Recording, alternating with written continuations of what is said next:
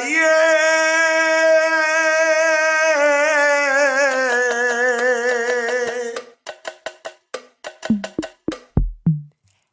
Samangai! C'est comment on dit quoi? La famille ça va, la maman ça va, le papa ça va, les frères, les sœurs, tata, tonton, tout le monde va bien? Bah si ça va pas, tu sais, il y a des jours quoi. Bienvenue dans Talkamine! Talkamine! Coucou les gars, comment allez-vous? On espère que vous allez bien. Coucou Tché, comment ça va? Ça va bien Aïcha et toi? Écoute, ça va, hein, tranquille. T'as passé une bonne semaine? Oui, une très belle semaine, Température ont changé, ça m'a saoulé un peu, mais ça va. Oh, mais il caille en fait. On est passé du chaud au froid, il n'y a pas eu de transition. Non, il n'y a pas eu de transition. Oh, Comme là, l'épisode qu'on va on va leur faire aujourd'hui, là, il n'y a pas de transition en fait. Là, on passe vraiment dans le vif du sujet. On a assez rigolé. oui. C'est une petite introduction à ce qui vous attend hein, pour la saison prochaine. Donc, des épisodes très, très, très importants. Aujourd'hui, on va parler du fait d'être africain. Comment c'est juste cette petite phrase est énorme et englobe beaucoup de choses. Déjà, vous savez que l'Afrique compte plus de 2000 langues à elle seule. Cette diversité linguistique, c'est partout en fait. C'est une richesse culturelle et c'est une de nos plus grandes richesses du continent, du monde même, je dirais.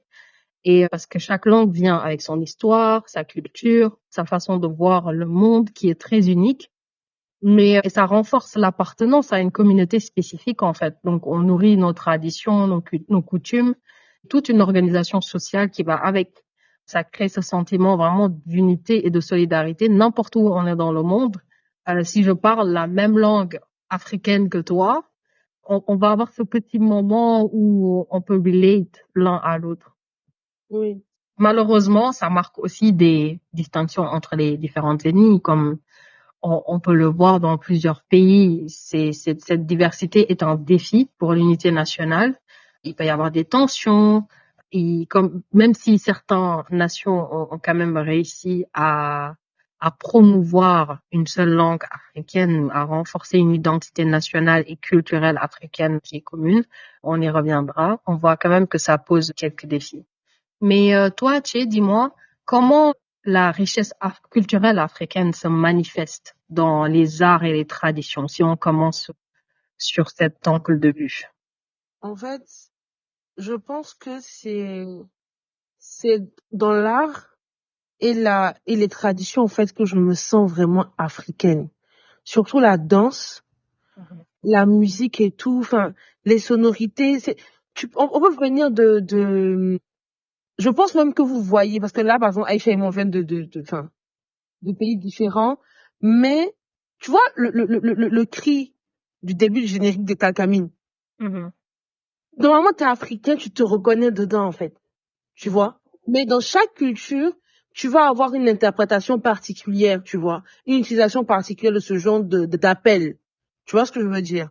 Mais en même temps aussi, enfin là, je parle de la danse, de la musique et tout, mais il y a aussi l'artisanat, il y a la littérature aussi, parce qu'on n'en parle pas très souvent, parce on aime dire que les Africains, ils aiment bien transmettre par la parole. Mais il y a aussi énormément d'écrits aussi qui ont été faits, qui sont là. Il y a des récits oraux, bien évidemment. Mais il faut pas oublier que cette richesse, en fait, cette richesse culturelle, en fait, est vraiment très importante. Mais en même temps, elle est très sujet aussi à débat parce que c'est lié à des rites culturels, religieux, des rituels, des cérémonies religieuses, tu vois, des pratiques sociales, tu vois. Mais faut pas oublier aussi que c'est cette richesse qu'on a culturellement, en fait, qui influence énormément ce que nous avons aujourd'hui comme art, comme musique, comme danse et tout ça. Tout est rythmé par notre richesse culturelle. Tu prends par exemple l'afrobeat, comment c'est fait, les danses, la danse de l'afrobeat et tout, pareil, les pas de danse, c'est vraiment des danses que tu verras dans des villages reculés du Nigeria, par exemple. Tu vois? Donc, pour moi, ça, c'est vraiment le cœur même, en fait, de la richesse africaine, parce que c'est ça qu'on arrive à transmettre très facilement, tu vois, à partager autour de nous. C'est ça qui permet aussi de rayonner, en fait, au travers du monde, tu vois. C'est Mais en même temps, en fait, tu vois, mais en même temps, en fait, je trouve que, je sais pas si toi, quand je parle vraiment du côté de la mondialisation, en fait, de notre culture et tout, comment, comment toi tu perçois, par exemple, cette diversité culturelle, tu vois, qui est très souvent liée, comme on disait tout à l'heure, à des rituels, à certaines coutumes et tout. Mais comment toi tu vois ça, en fait? Comment tu vois que ça nous permet de pouvoir comment ça influence, on va dire, en fait, nos actions? Moi, déjà, je vois le côté que ça renforce ce sentiment d'être africain partout où tu es dans le monde, parce que c'est dans notre quotidien, en fait. Quand on reparle des arts visuels, par exemple, que ce soit à travers la sculpture, la peinture, la poterie ou le textile, tu le vois, on le voit de plus en plus, même dans les maisons, dans les grandes maisons de luxe, où on voit alors, je vais essayer de reformuler ça pour pas. En vrai, c'est la vérité, je m'en fiche un peu. Qui copie littéralement la culture africaine, les traditions africaines. Quand on prend la musique, c'est exactement pareil. On sait que notre culture africaine, la musique africaine est riche en rythme et en instruments. Que ce soit les djembés, les choras, les balafons, on voit de plus en plus des artistes qui n'ont rien à voir avec le continent africain l'utiliser, mais aussi nos artistes africains rayonner sur le monde, sur la planète entière. Bien évidemment, il y a des pays qui sont sur le devant de la scène plus que d'autres. Donc, je pense notamment au Nigeria, avec les Thames, les Davido, you name it, all of them. L'Afrique du Sud, le Rwanda même parfois un peu, qui ont vraiment réussi et ont compris que cette richesse culturelle qui se manifeste dans les arts et les traditions peut être un outil supplémentaire pour influencer des projets et des initiatives, non seulement en Afrique, mais partout dans le monde, en fait. Tu regardes nos vêtements, tu regardes notre danse. Il y a plein de danses qui sortent de l'Afrique et que tu vois les autres copier, que ça soit sur TikTok ou peu importe, même sur des grandes scènes avec des grands artistes qui font appel à des danseurs africains pour justement montrer ce côté. Mais je pense que le fait que des projets de développement dans certaines régions soient façonnés par les coutumes et les cultures locales, par exemple, dans certaines communautés, dans certaines cultures qui encouragent les projets participatifs et tout, genre l'agriculture, l'artisanat et tout ça, c'est des bonnes initiatives, mais souvent, ce qui nous met encore les bâtons dans les roues, c'est quoi? C'est cette diversité. Si tu regardes les projets panafricains comme l'Union africaine qui tentent de prendre en compte cette diversité et tout, ou encore les festivals panafricains comme le FESPACO ou des choses comme ça, tu vois quand même que la diversité d'idées, les traditions et tout, c'est très beau et ça ouvre à beaucoup de solutions créatives aux défis africains, mais ça reste quand même j'ai l'impression même un challenge qui parfois c'est overwhelming. T'as l'impression on n'aura pas les outils pour résoudre ça. Je ne sais pas ce que t'en penses toi de les défis et les opportunités que tu vois toi dans cette diversité, Jay. En fait, moi, je trouve qu'il y a que des trucs je sais pas pour être tellement optimiste, mais je trouve qu'il y a énormément, en fait, d'opportunités. Parce que quand on parle pas qu'on parle de zéro, mais quand on parle vraiment de quelque chose qui n'est pas forcément très unifié et tout, il y a énormément de choses à faire, tu vois.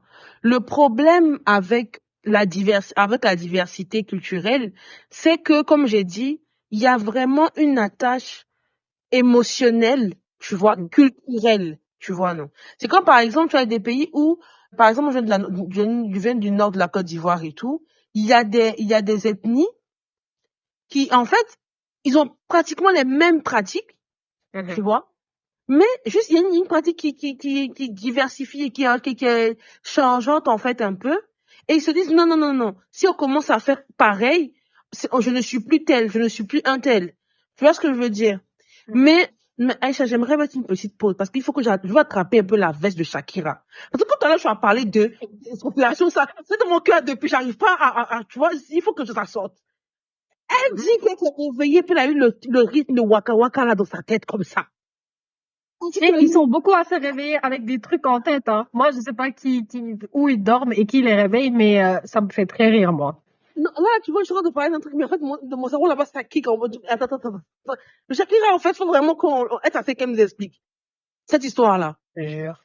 Parce que C'est pas la seule, hein. on était tous contents se disant, ah, elle a repris le truc et tout, nanana, tu vois. Mais bref, quand j'ai fini de parler de ça, c'est bon. Je peux continuer mon truc. Mais vraiment, pour revenir à ça, je pense que le vrai défi, en fait, c'est qu'il y a un problème d'ego. Il y a un problème, en fait, genre, les gens ont comme une peur, en fait, de perdre leur culture. Pour parler, hein, on sait tous, en fait, que il y a des pays, par exemple, jusqu'à présent, il y a encore vraiment cette histoire de caste. On sait, par exemple, qu'au Cameroun, par exemple, il y a énormément, en fait, de problèmes de tribalisme aussi, tu vois, qui font que des fois, on a du mal, en fait, à s'unir ensemble et à faire les choses, tu vois.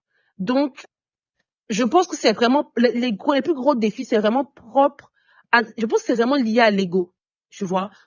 Et à la peur de perdre, en fait, enfin, une peur pour moi qui n'est pas vraiment, je veux pas dire que c'est pas fondé, parce que d'une part, c'est fondé quelque part, mais pour moi, présenter des diversités culturelles ne veut pas dire on veut pas dire qu'on veut les mixer tous ensemble, en fait. Mais on veut trouver, tu vois, une sorte d'atome crochu pour pouvoir, tu vois, nous sceller les uns aux autres et former vraiment une unité, tu vois.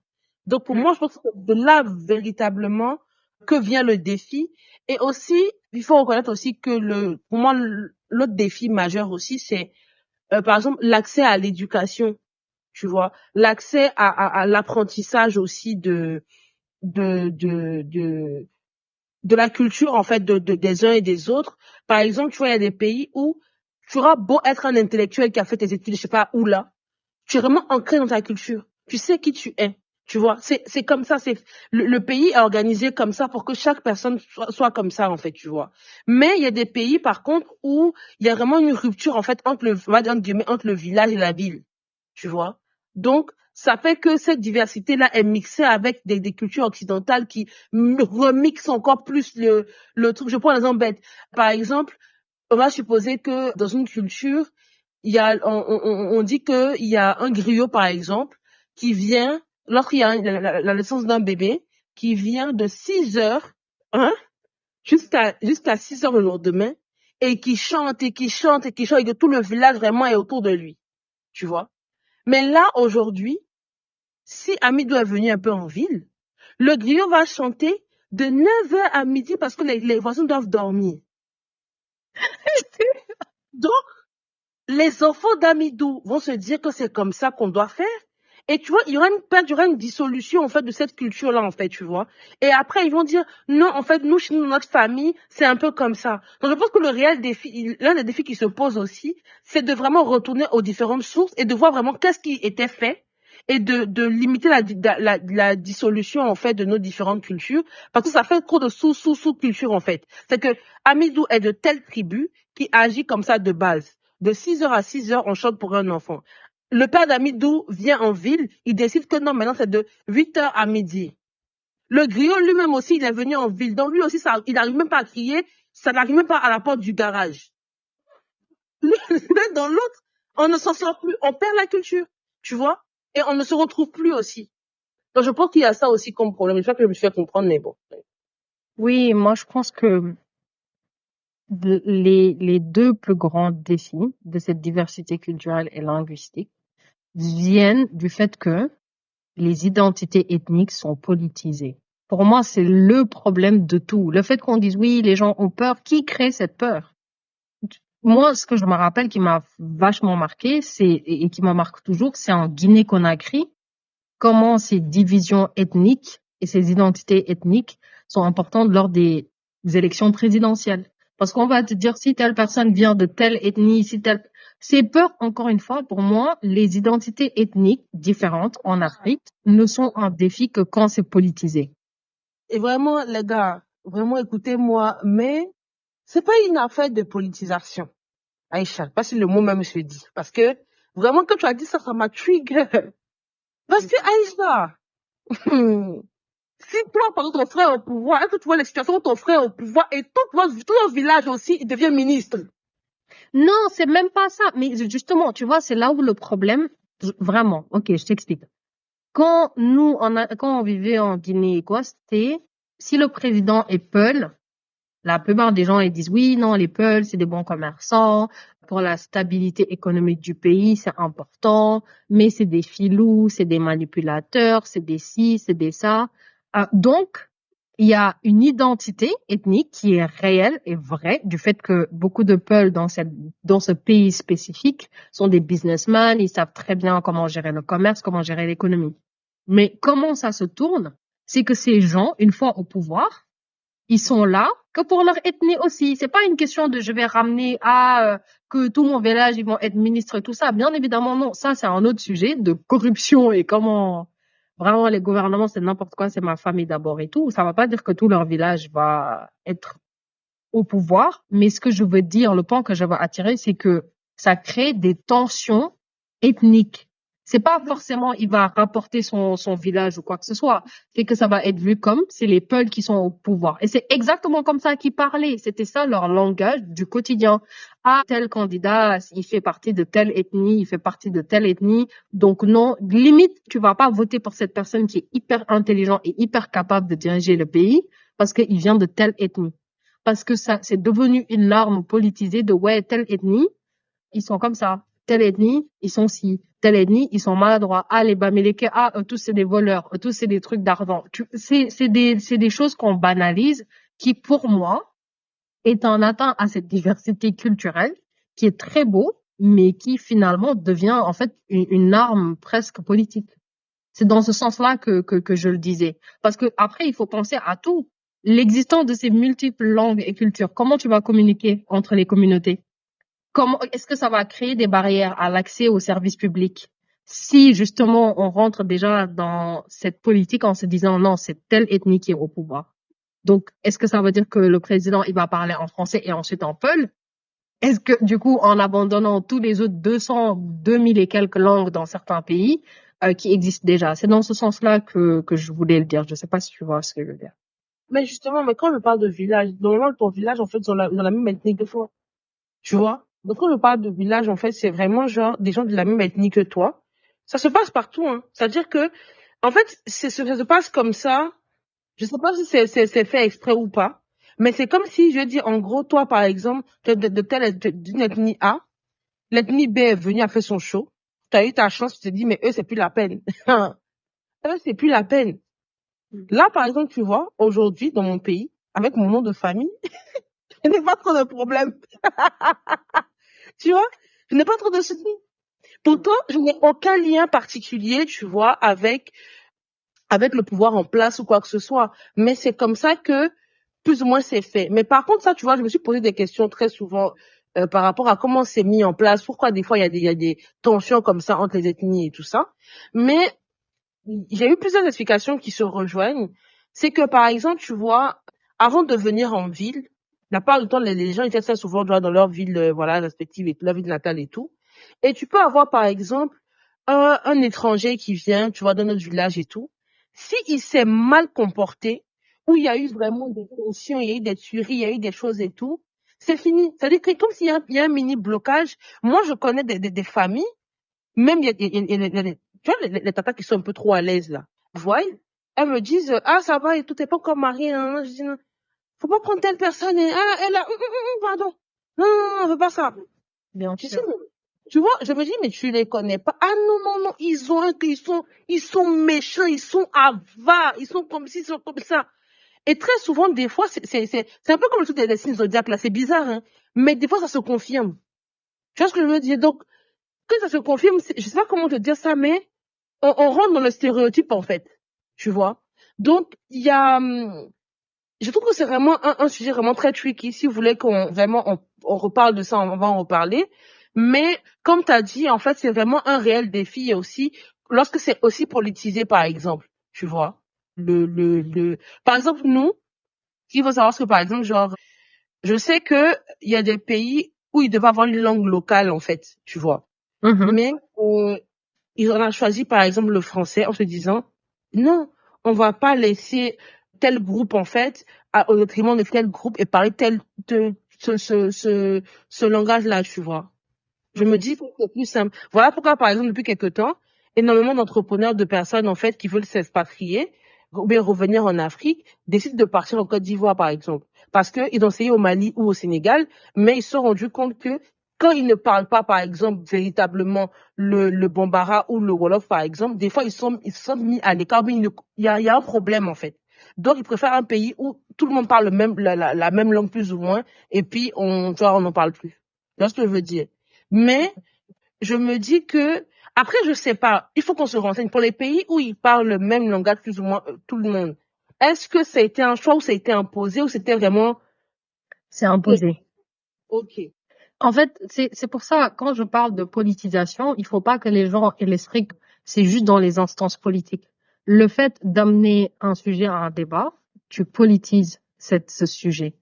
Quand, par exemple, je prends l'exemple du Sénégal, je viens du Sénégal par rapport au Wolof et tout, même les autres ethnies, ils sont obligés, entre guillemets, de parler Wolof. Il y a personne qui leur met le couteau au cou mais c'est ce que tu viens de dire. Pour comprendre in depth, en profondeur, les, les intriquités de cette société, t'es obligé, entre guillemets, de parler cette langue parce qu'il y a beaucoup de l'histoire et de la culture qui se sont transmises de la période des empires et tout, hein, avec cette langue. Donc, pour que tu comprennes il y a des détails vraiment, j'arriverai même pas à l'expliquer parce que je parle Wolof. Du coup, si je te parle français et que tu es un business et que tu viens et que je t'explique tout ça, il y a des choses tu pourras jamais le capter si tu parles pas la langue. Donc, dans ce sens-là, c'est obligé. Et il y en a d'autres qui l'obligent légalement. Si on prend l'exemple du Rwanda, bah, ils ont dû faire un choix. Il y a pas d'autre option, en fait. Tu t'es obligé de faire un choix. Mais je suis désolée, un pays comme le Cameroun, qui a plus de 2000 langues, non, pardon, qui a plus de 200 langues, comment tu fais? Quelle langue tu choisis? Et pourquoi? Quelles caractéristiques tu vas utiliser pour choisir cette langue? Est-ce que tu vas juste dire, ah, plus de personnes parlent cette langue, donc, bah, on va la faire pour tout le monde? Ou est-ce que tu vas dire cette langue a plus de vocabulaire et plus riche? Comment tu fais et comment tu mets tout le monde d'accord? C'est dans ce sens-là que je trouve que c'est un peu, c'est un défi, quoi. Mais après, c'est une richesse, hein, parce que si tu regardes cette diversité culturelle, elle a un gros potentiel pour le tourisme culturel. Parce qu'on a un patrimoine très riche, ça attire des visiteurs du monde entier. Sur le plan économique, tu as des industries très créatives qui sont axées sur la culture africaine, qui sont en plein essor. Le cinéma, dans beaucoup de pays en ce moment, que ce soit le Sénégal, que ce soit l'Angola, c'est grave en avant. La musique, Nigeria, Afrique du Sud, encore une fois. Le mode et l'artisanat, c'est pareil, ça offre des opportunités pour l'emploi et la croissance du pays. Donc, ça peut encourager des modèles de développement alternatifs qui sont plus durables, adaptés aux réalités sociales, aux réalités locales. Donc bon. Après, c'est sûr que c'est un grand souci, quoi. Je ne sais pas si, je suis très optimiste, mais je ne sais pas sur ce point-là si on arrivera un jour en Afrique à arriver à un point d'entente commun. Oui, mais je pense que, en fait, pour qu'on arrive à ça, il faut vraiment qu'on se rappelle que on a tous la même histoire, plus ou moins. Oui, c'est vrai. On a une histoire commune, une identité commune, c'est-à-dire, on est tous vus par l'Occident comme étant des personnes, voilà. Je vais pas dire qu'on est... Tu peux dire, c'est notre podcast, on dit ce qu'on veut. Tu peux dire. Ils nous voient vraiment comme... Non, je vais pas dire Aïcha. Je vais pas dire. Je vais pas dire parce que je laisserai chacun, surtout nous qui vivons dans un pays, voilà.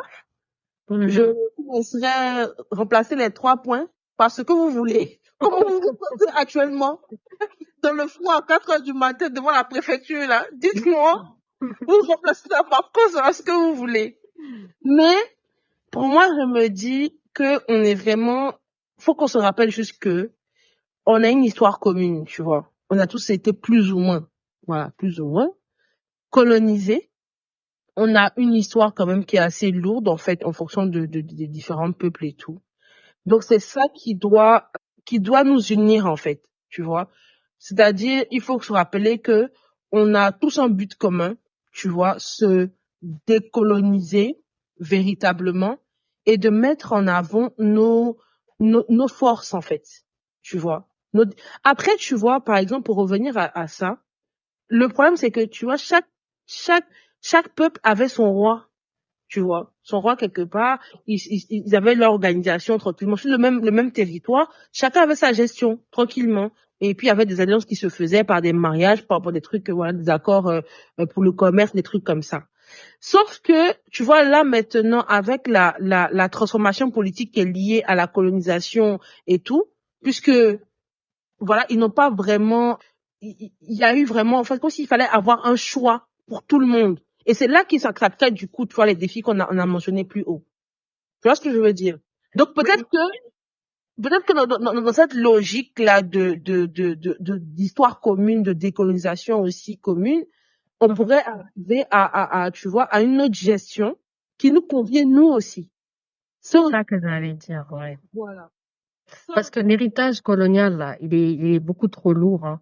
La colonisation a vraiment laissé un impact profond sur l'Afrique parce que ça a divisé le continent en frontières artificielles qui ne tenaient même pas en compte des ethnies, en fait, et des cultures locales.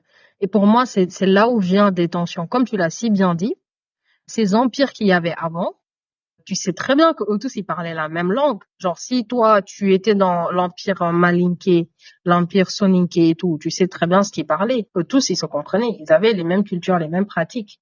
Mais maintenant, tu viens, t'amènes des Occidentaux qui en ont aucune idée de notre culture, qui ont détruit notre culture même, ils voulaient même pas en entendre parler, et qui nous divisent, qui nous mettent ces frontières, ces barrières maintenant qui sont visibles. Bah, c'est normal que ça crée des conflits et des divisions. Et tu ramènes à ça les langues coloniales, qui sont devenues des langues officielles de nombreux pays. Ça influence non seulement l'éducation, mais la politique et toutes les structures économiques que tu vois dans le continent. Certes, il y a des gens qui vont me dire, bah non, en fait, ça, c'est des outils de communication unificatrices parce que si tu prends le français, l'anglais ou le portugais, bah dans un pays comme la Côte d'Ivoire, tu parles le français, tout le monde te comprend. Tu vas en Guinée équatoriale, tu parles le portugais, tout le monde te comprend. Donc c'est trop bien. On a ce moyen de communication qui nous lie, mais ça marque encore une fois une division. Le colonisateur est venu et a imposé non seulement ces systèmes politiques, économiques, mais aussi sociaux qui nous sont étrangers. C'est une déstructuration, en fait, des organisations traditionnelles africaines. Le capitalisme, le système de propriété privée, certaines autres religions qui ont remplacé en partie des systèmes communautaires et spirituels locaux qui existaient déjà sont problématiques. Ces empires, en 2024 maintenant, on aurait trouvé une solution. Parce que on avait toujours un moyen de faire du commerce ensemble, de participer au développement social, le développement politique, le développement économique, tout en ayant du respect envers les autres cultures et que ça ne soit pas un problème. Mais maintenant, c'est devenu un problème à cause de cet héritage, je trouve personnellement. Je ne sais pas ce que tu en penses, mais pour moi, les dingueries dont on fait face maintenant et depuis la colonisation, tu regardes l'histoire de l'Afrique avant, je suis désolée, mais c'était pas aussi exacerbé, je trouve. Oui, oui, oui. Et puis aussi, tu vois, quand la colonisation a laissé quelque chose aussi qui est très, très lourd, en fait, qu'on porte vraiment très lourdement, c'est l'individualisme. Exactement. Le gros problème.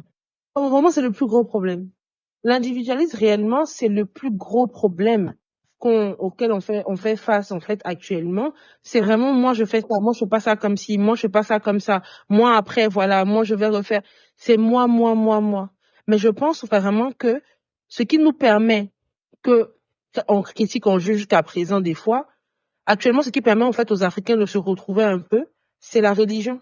Au moins, par la religion, peu importe que tu sois musulman d'Afrique du Sud ou musulman de je sais pas où, du Maroc, à moins que vraiment que tu sois d'un autre courant de pensée, une autre école. Là aussi, même encore, il y a d'autres, non. Mais à moins que vraiment tu sois d'une autre école, tu as de penser quoi que ce soit, mais à la fin de la journée, on est plus ou moins sur les mêmes, tu vois, les mêmes pratiques.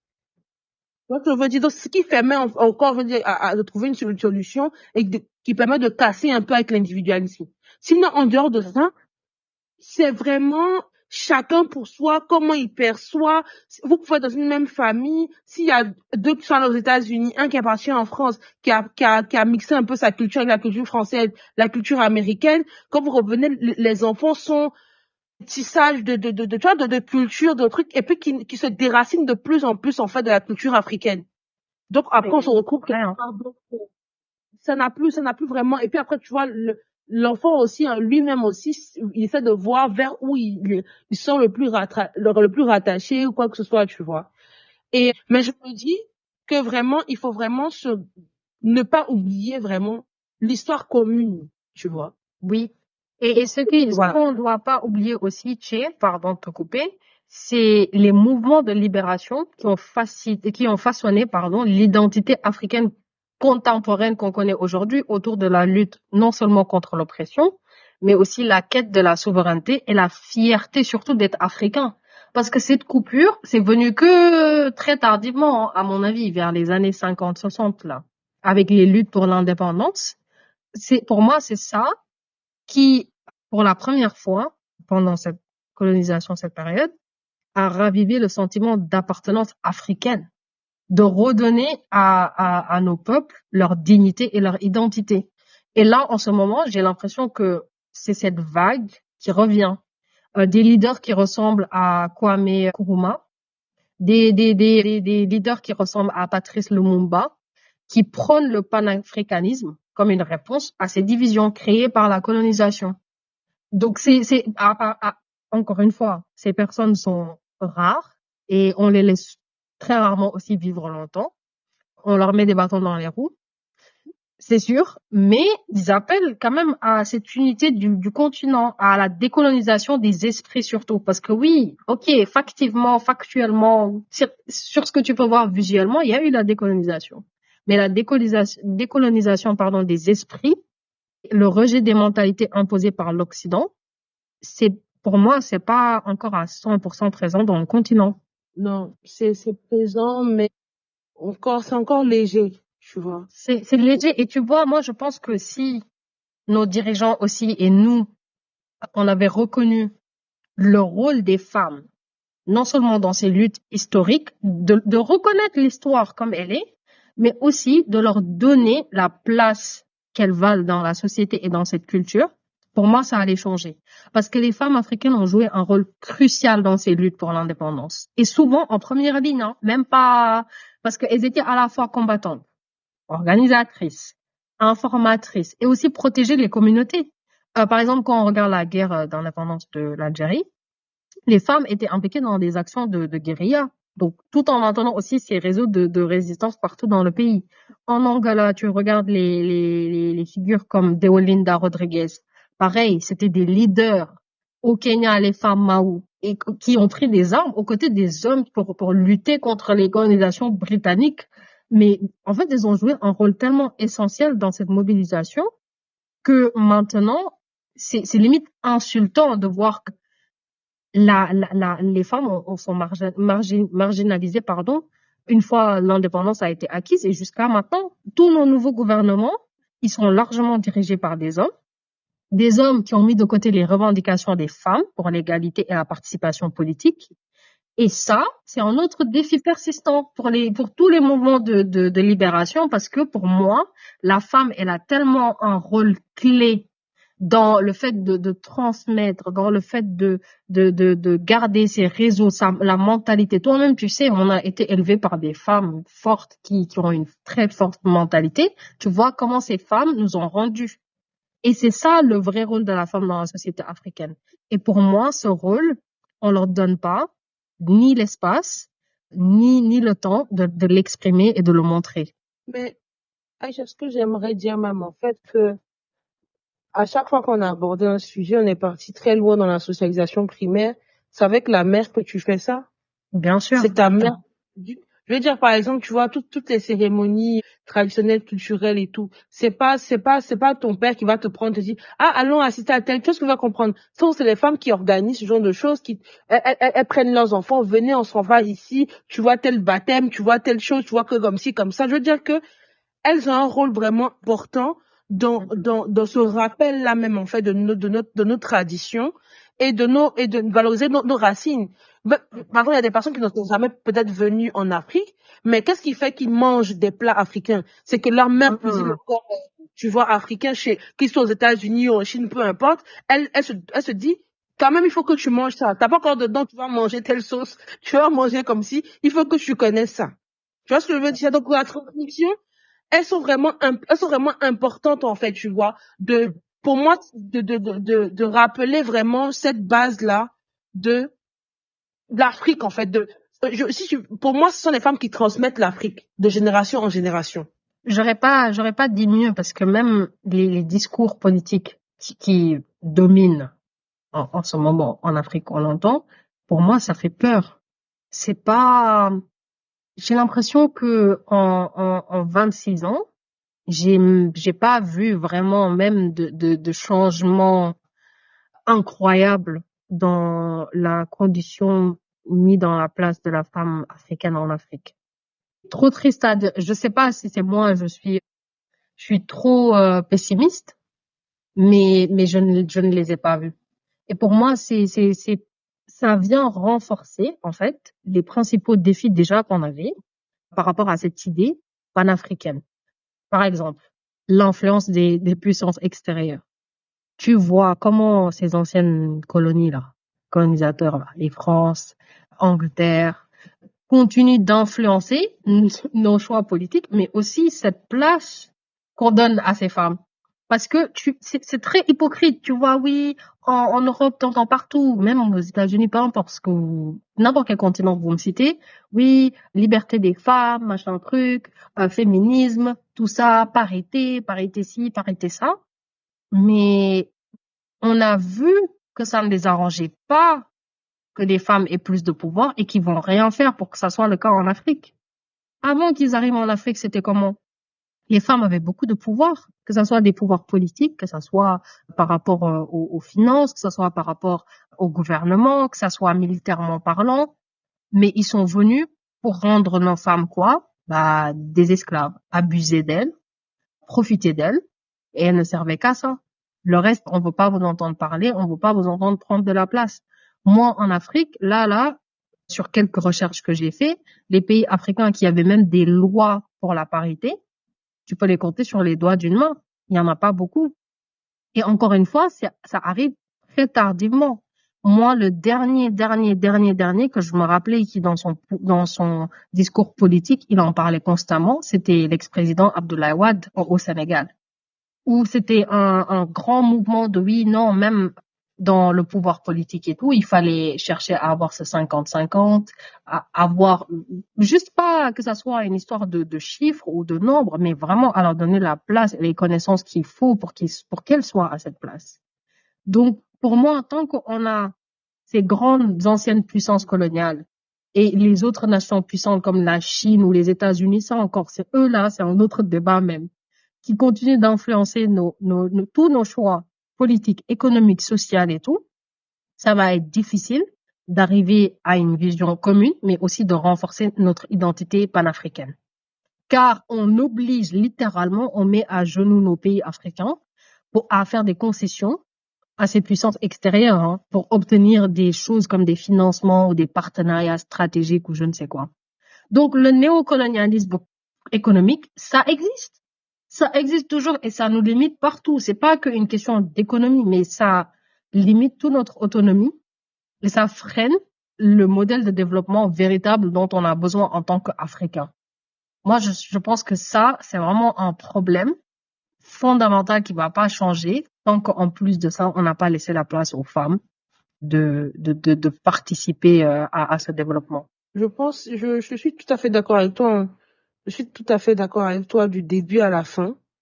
Et en fait, quand on parle de diversité aussi, c'est ça, c'est qu'il y a des peuples où vraiment les femmes étaient, comme dit le matriarcat, le patriarcat, chaque peuple avait sa manière de gérer les choses, mais en toute chose, même le soir, on sait tous que les rois demandaient conseil à leurs femmes, qu'ils faisaient.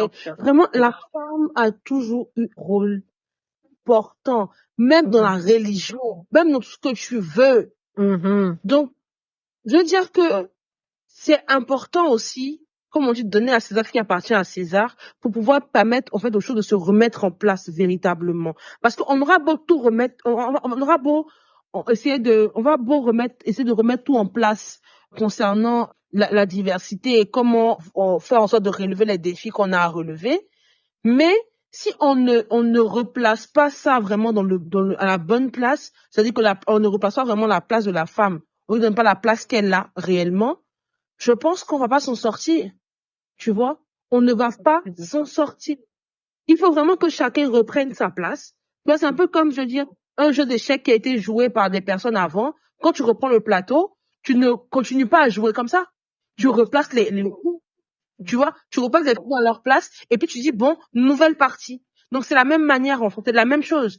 Il faut replacer chacun à sa place et puis essayer maintenant, par rapport aux diversités, par rapport à tout ce qu'il y a, essayer de voir comment on évolue, comment on avance ensemble en symbiose. Le but n'est pas de se dire qu'on va être tous pareils. C'est-à-dire, on a toute la même culture, on a toute la... Non, non, non, non, non, non. Parce que, par exemple, moi, dans ma culture, on ne prépare pas du fromage, par exemple. Moi, j'ai vu dernièrement comment les peuples préparent du fromage. C'est incroyable.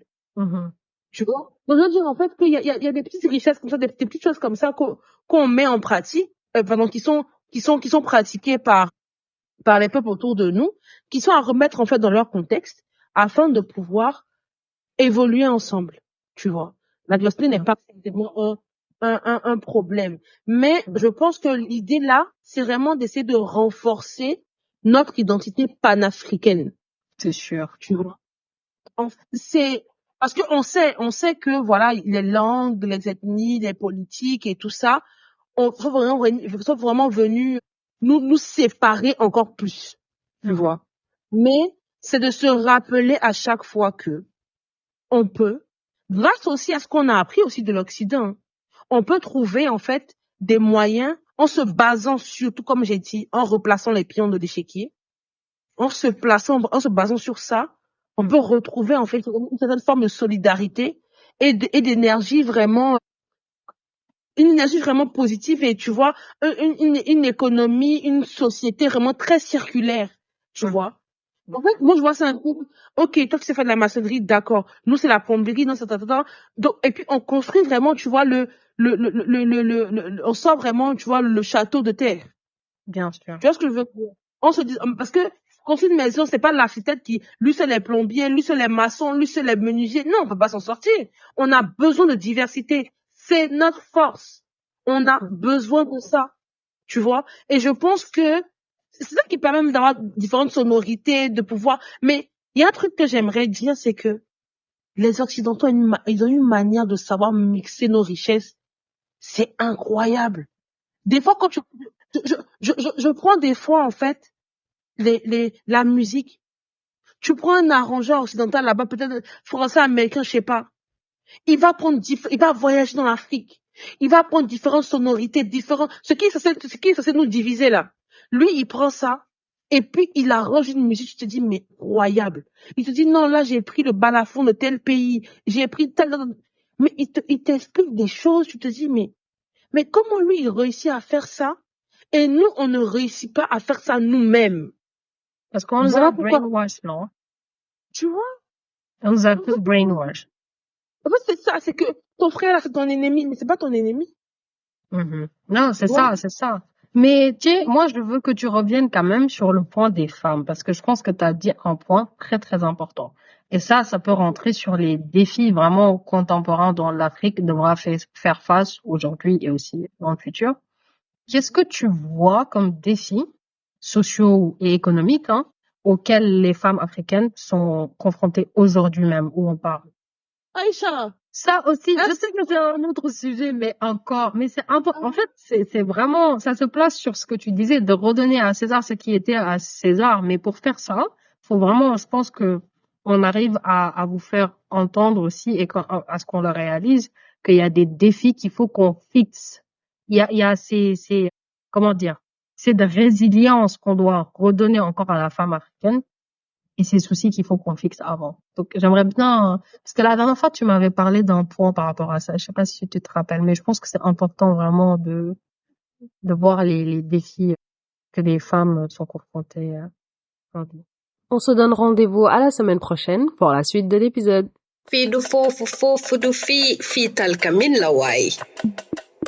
T'es d'accord ou pas? On a omis des choses?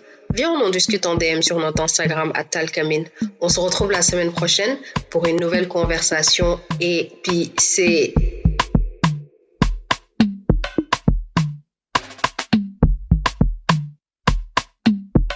Talkamin.